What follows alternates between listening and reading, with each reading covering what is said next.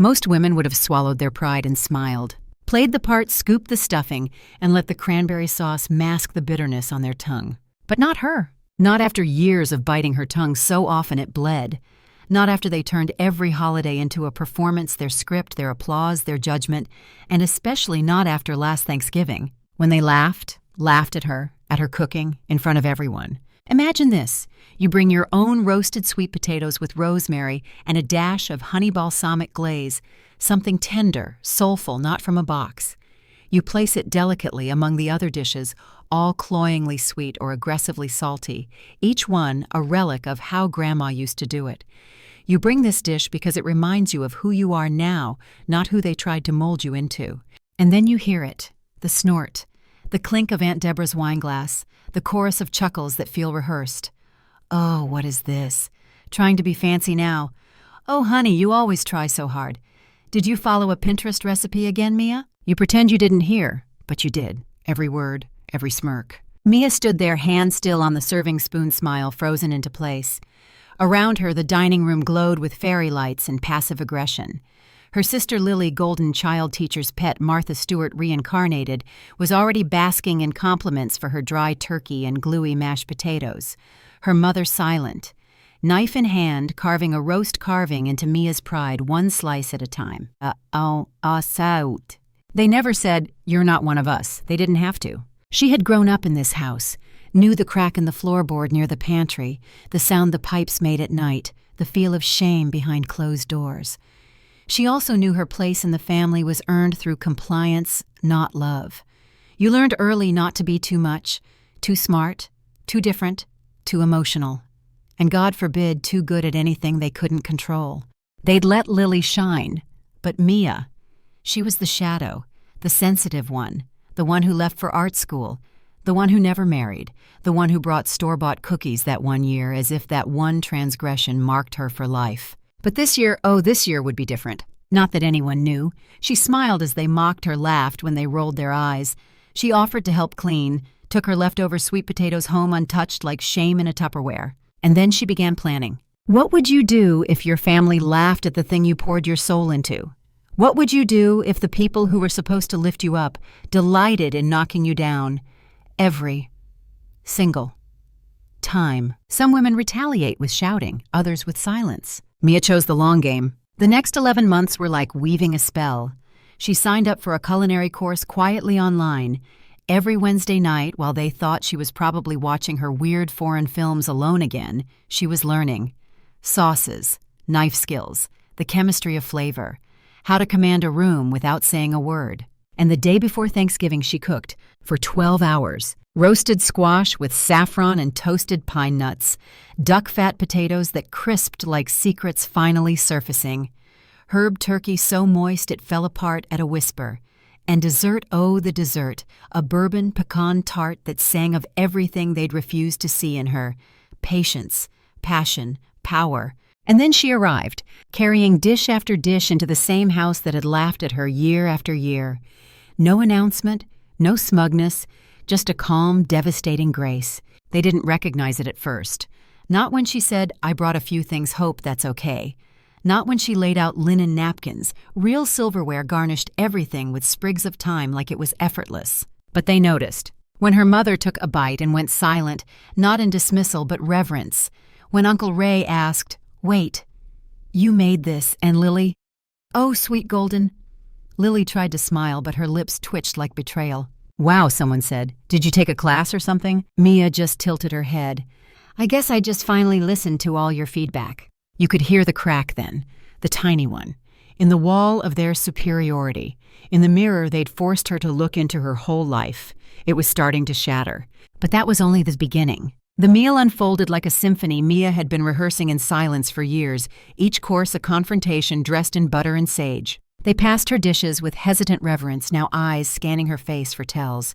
Was this her victory lap? A one-off fluke? But she offered no clues, just a quiet, measured smile, controlled, poised, like someone who had learned that real power never asks for permission to be felt. Lily kept glancing at the turkey as if it had personally betrayed her.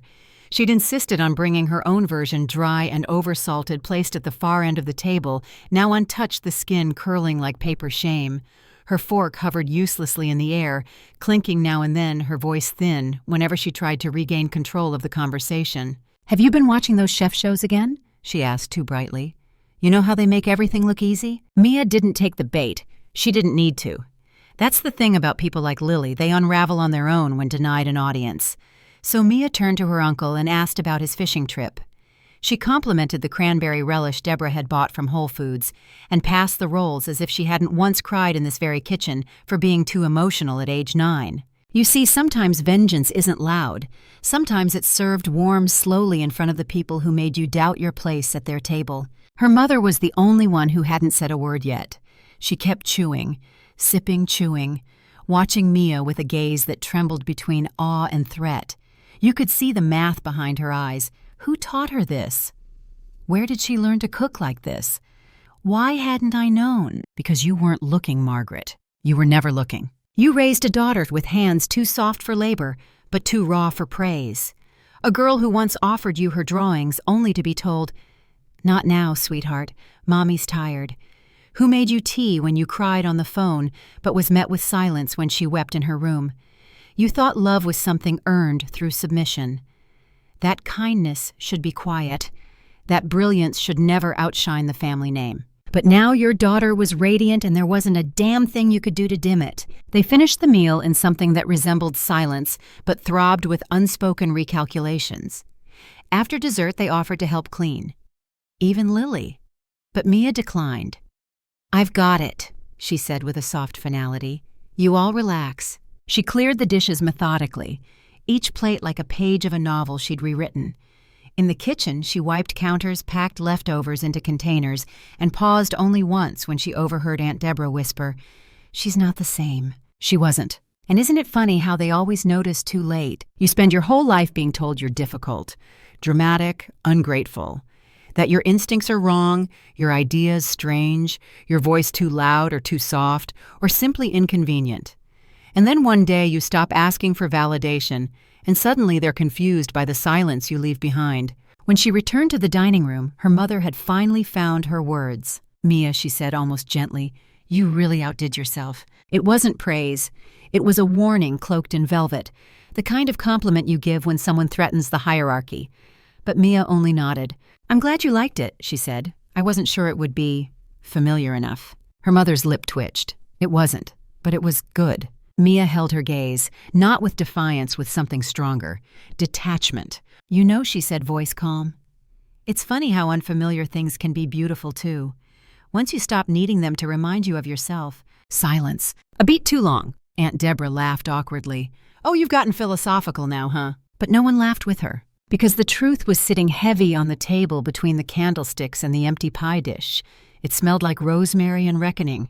It tasted like everything they thought they'd erased from her and everything she'd reclaimed in secret. Some of them would talk behind her back after she left. Others would shift in their chairs, trying to convince themselves this was just a one-time performance, a phase. But one or two, maybe even her mother, would go home, lie awake, and ask the question they never dared before. What else about her did I never bother to see? The next morning, the texts started arriving like scattered rain. First from Cousin Emily. "Hey, I just wanted to say, your food was incredible last night. Like, wow. Can you share that tart recipe?" Then Uncle Ray can't stop thinking about those potatoes. You've got serious talent, kiddo. And then silence again, from her mother, from Lily. You could almost hear the pride they were swallowing. Bitterness tastes different when it's not your dish being passed around, and praise when withheld too long starts to ferment into shame. They weren't ready to admit it. Not yet. Not aloud. But the hierarchy had shifted. The crown had slipped. Still, Mia said nothing. She didn't post a single photo, didn't boast online, didn't fish for compliments in family group chats. That was the beauty of her revenge. It was clean, quiet, and complete. It didn't ask for applause, only observation. And oh, how they observed. At brunch 2 weeks later, Lily brought store-bought muffins, blueberries still in the plastic container. She didn't even try to fake bake them in her own pans. As Mia reached for one, Lily stopped her with a quick, nervous laugh. "They're not homemade," she blurted. "I didn't have time." Mia just nodded, breaking off a bite. "That's okay. Sometimes shortcuts work." But the real bite was in her smile, warm, almost kind, but laced with the unbearable weight of being the woman they underestimated for too long. And now they had to catch up, to reframe her, to pretend they'd always known she had it in her. But you know this story, don't you? You've seen it before, maybe lived it. The family gathering where someone finally sheds their skin, and suddenly the room shifts like a crooked painting being straightened. They don't clap, they don't cheer, they just stare. Because who are you now if not the role they wrote for you? Mia had felt it growing up the tug to remain palatable. She was the artsy one, which meant they could dismiss her achievements as hobbies. She wasn't the mother, the wife, the career powerhouse. She wasn't measurable. So they kept her small, and when she dared step outside their frame dressed in her truth, they ridiculed it. The cooking was never the point. It was never just about the sweet potatoes. It was about who she was becoming and who they refused to let her be. But Mia had learned something most women spend decades grasping, that acceptance bought with self-betrayal is too expensive. And silence is not peace. It's just a leash with a softer grip. You want to be loved, yes, but not like that. Not with strings. Not with the kind of love that withholds warmth until you shrink into the mold they understand. There's nothing lonelier than being surrounded by people who only applaud the version of you they invented. So she stopped seeking their applause. A month passed. Her mother finally called. Not to apologize, mothers like Margaret didn't do that. Not directly. But she danced around it, asked how Mia had been, if she was seeing anyone. Then finally, "Are you planning to cook again for Christmas? Everyone's already asking." Mia paused. The phone balanced between her shoulder and cheek, her hands busy slicing carrots for a soup no one else would taste. Her own kitchen, her own silence. Sacred. "I don't know," she said. "I might just stay home this year." A beat. Her mother didn't mask the hesitation. "Oh, well, everyone was really impressed last time." "I'm sure they were. You always had a flair for dramatics," her mother added. "I mean that in a good way." Mia laughed then. Not cruelly, softly, like someone laughing at the final scene of a play they no longer felt trapped in. "Well," she said, "maybe this year I'll cook for people who don't think my flair is a flaw."